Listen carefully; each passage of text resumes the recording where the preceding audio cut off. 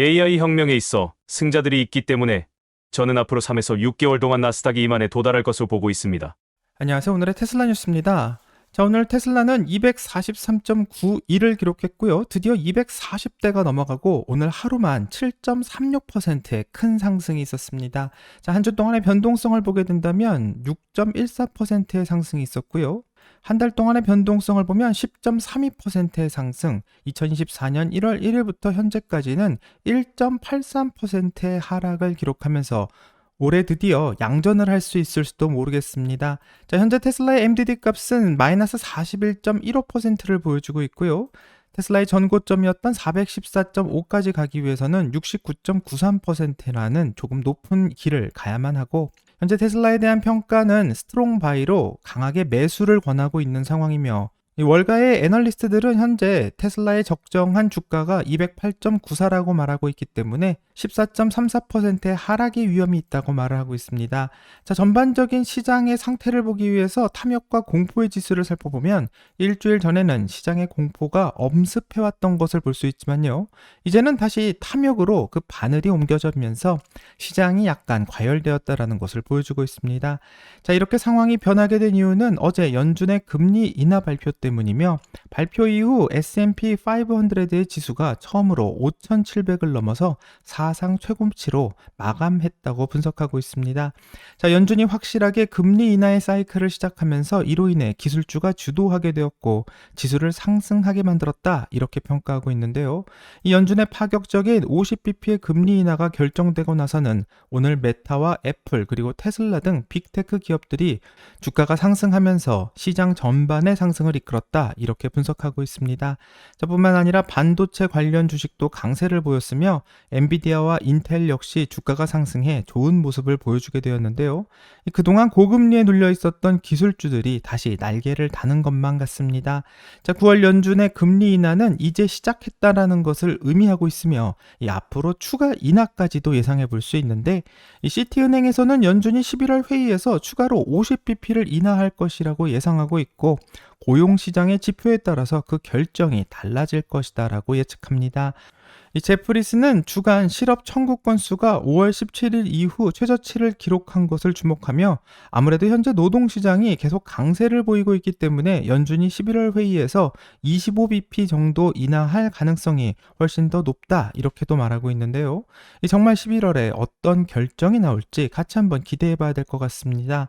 자, 이제 길고 길었던 금리 인상의 시대는 끝이 났고요. 이 연준의 발표가 나오자마자 이 시장은 힘들었던 시간에 대해서 안녕이라고 말하는 것 같고, 바로 7%의 주가 상승으로 테슬라의 주가가 상승하며 여기에 화답하고 있는 것을 볼 수 있습니다. 자, 만약 11월에 또 한 번의 50bp 인하가 나오게 된다면 확실하게 금리 인하의 시대로 들어가는 것이기는 하지만, 이렇게 50bp의 금리 인하에 이어서 또 한 번의 50bp의 금리 인하를 하게 되는 것은 이 경기 침체의 위기가 심각해서라고 한번 생각해 볼 수 있는 문제이고, 그렇다면 마냥 좋아할 문제만은 아닐 수도 있습니다. 자, 사람들은 어쩌면 오히려 이러다가 주식시장이 폭삭 망하는 거 아니냐, 이런 생각도 하고요. 현재 걱정해야 되는 상황이다, 이렇게 주장하시는 분들도 등장하고 있습니다. 자, 그래서 현재 월가는 연준의 50bp 금리 인하 결정에 대해서 과연 어떻게 판단하고 있는지가 매우 궁금한데요. 이 웨드부시의 댄 아이브스가 설명하는 연준의 결정에 대해서 들어보는 시간을 한번 가져보려고 하며, 영문 음성과 한글 자막의 영상은 방송이 시작되기 전 선공개되었고요.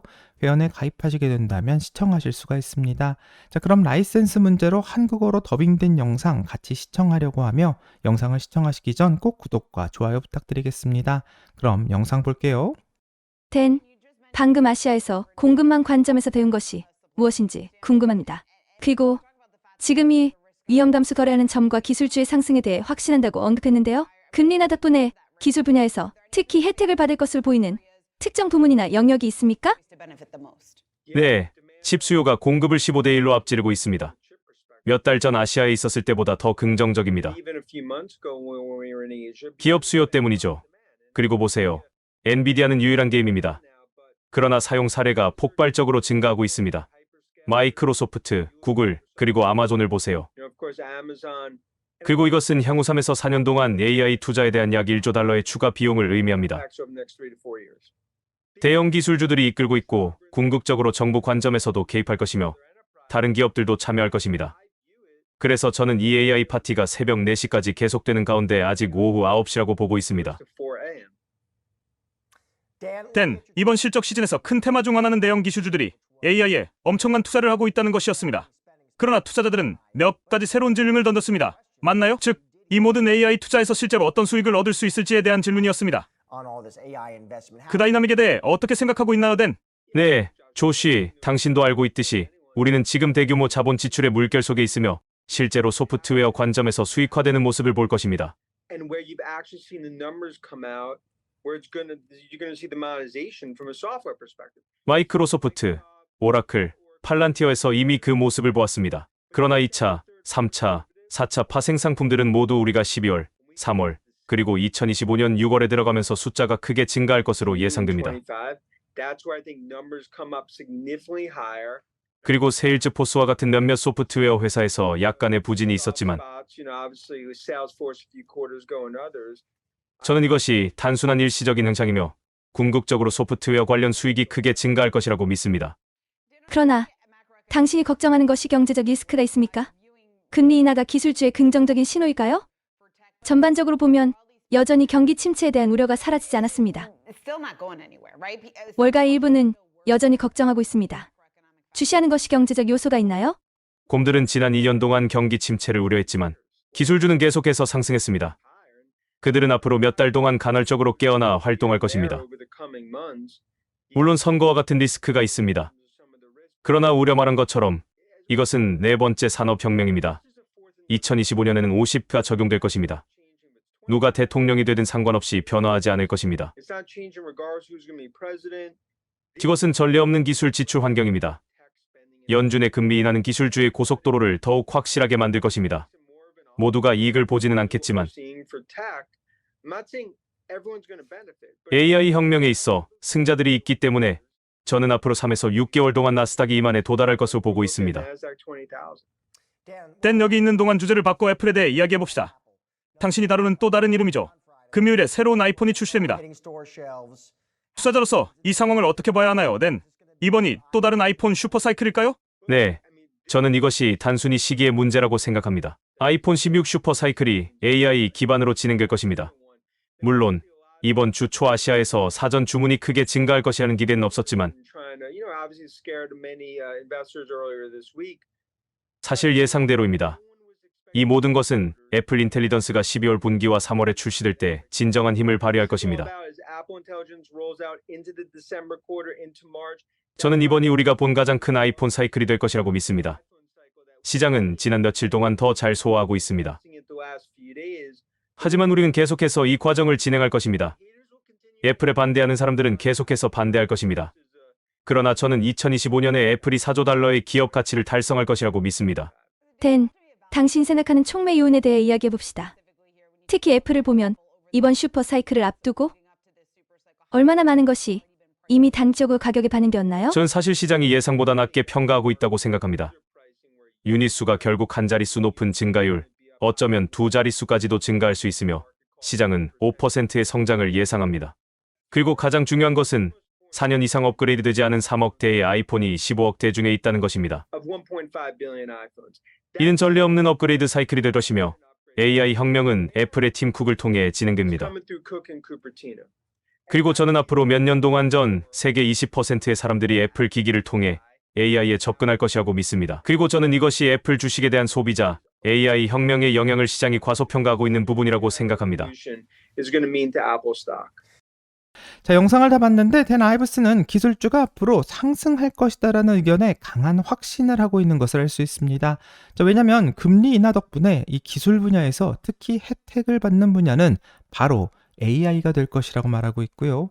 많은 기업들이 AI에 대한 수요가 점점 더 높아지고 있기 때문에 많은 투자가 이루어질 것이며 앞으로 3에서 4년 동안 AI 투자에 대해서 약 1조 달러의 추가 비용이 들어갈 것이라고 전망하고 있기 때문에 엔비디아 같은 AI 하드웨어 주식들은 앞으로도 큰 상승을 할 것을 전망하고 있습니다.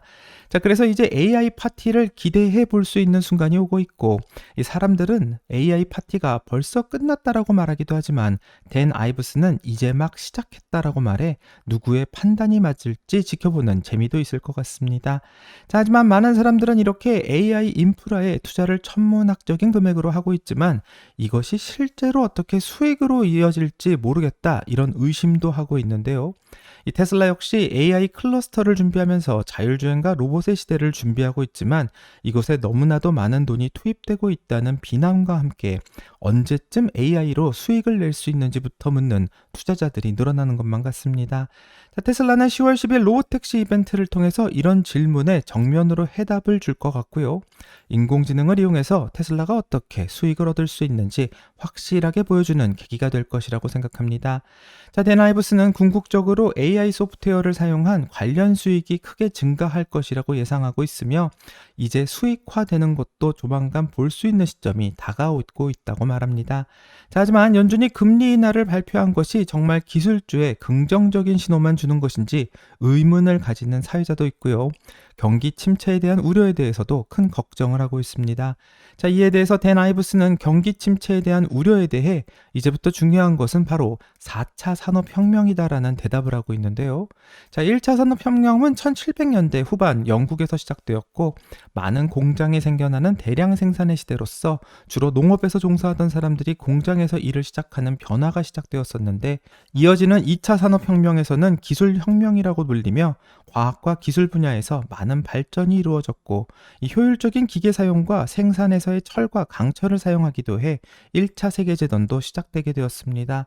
자, 3차 산업혁명은 디지털 혁명으로 1900년대 텔레비전과 컴퓨터 그리고 마이크로 프로세서를 사용한 휴대폰과 인터넷이 등장한 시기인데요. 그리고 마지막으로 4차 산업혁명은 인터넷을 사용하여 혁신적으로 경제 및 사회에 급진적인 변화를 이루는 시대로 인공지능과 로봇을 이용한 산업의 자동화 등이 4차 산업혁명의 일부가 될 것이라고 예상하고 있습니다. 자, 그래서 댄 아이브스가 강조하는 4차 산업혁명의 핵심은 바로 인공지능이라고 정의할 수 있고요.